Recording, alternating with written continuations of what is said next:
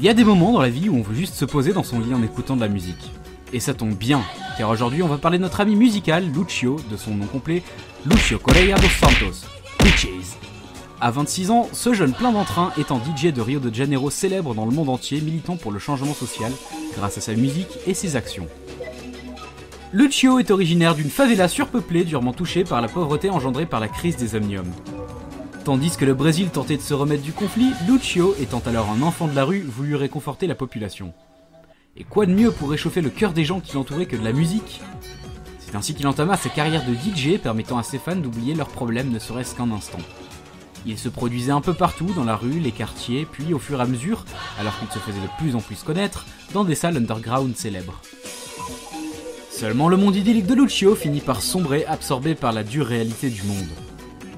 En effet, la multinationale Vishkar Corporation signa un contrat pour reconstruire de larges zones dans la ville. On leur avait soutenu que ces plans visaient à améliorer les conditions de vie des citoyens, mais il n'en était rien. Vishkar contrôla petit à petit les citoyens pour en faire une société stricte. Entre couvre-feu, sanctions contre les comportements excentriques et exploitation de la population comme main-d'œuvre bon marché, il n'y avait plus de place pour les fêtes et la convivialité, les deux seules choses qui restaient aux habitants.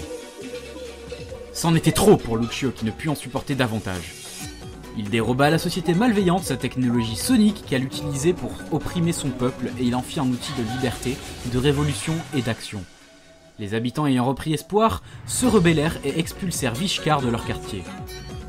L'image de Lucio bascula en une journée, le propulsant au rang de star et d'icône du changement social. Sa musique devint alors populaire tout autour du globe. Alors qu'il se produisait dans les petites salles de son quartier, maintenant il remplit des stades dans le monde entier. Grâce au pouvoir acquis par sa technologie de pointe et sa renommée, Lucio découvrit qu'il pouvait changer les choses et rendre le monde meilleur.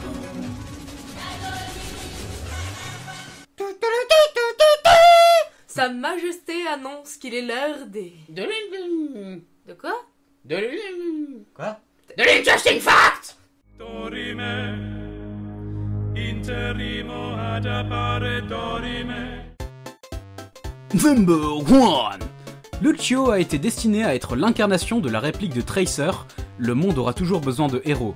Le monde aura toujours besoin de héros. Ah, Tracer Senpai!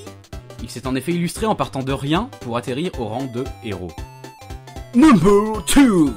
Blizzard a officiellement publié 2 musiques jouées par l'arme de Lucio, We Move Together as One, pour la musique jouée lors du boost de vitesse,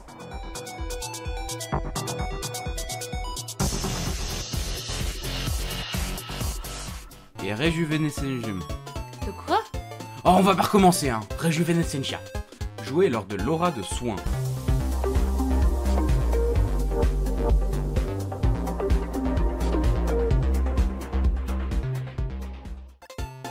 Number 3.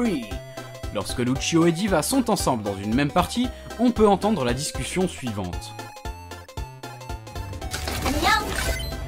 Diva in the flesh! Woo! Can I get your autograph? Only if I could get yours too. I love your new album. Et voilà, l'épisode est terminé. J'espère que ça vous aura plu. Comme chaque semaine, vous pouvez voter pour votre héros favori parmi les 4 proposés afin qu'il passe dans le prochain DCO. Les DCO sortiront à partir de maintenant tous les dimanches et j'ai décidé d'adopter mon idée dans le DCO précédent. Je vais me mettre à narrer l'histoire de différents univers de vos jeux vidéo favoris. Donc n'hésitez pas à rester à la fin du générique d'outro car je vais vous balancer un petit teaser sur l'univers du jeu vidéo que je compte aborder prochainement. C'est quoi, tu ne sais pas. Donc voilà, je vous dis à la semaine prochaine pour un nouvel épisode. Gardez la pêche, c'était Essiwok, ciao.